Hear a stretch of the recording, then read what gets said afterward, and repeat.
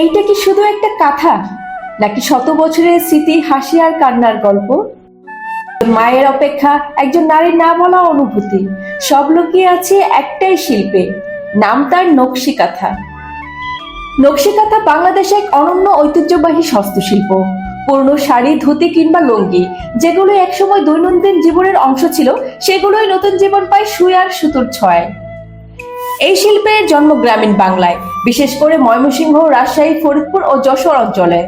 শত শত বছর ধরে গ্রামীণ নারীরা নিজেদের আনন্দ, বেদনা, স্বপ্ন আর জীবন কথা নকশার মাধ্যমে কাঁথায় তুলে ধরেছেন। চলমান ফোর, লোহরী, সুজিনী, প্রতিটি সেলাই যেন এক একটা শব্দ, আর পুরো কাঁথা একটা গল্প।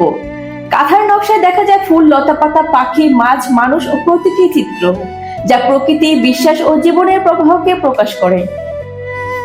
একসময় নকশি কাঁথা ছিল ঘরের ব্যবহার্য সামগ্রী, আজ এটি শিল্প, ঐতিহ্য আর পরিচয়ের প্রতীক।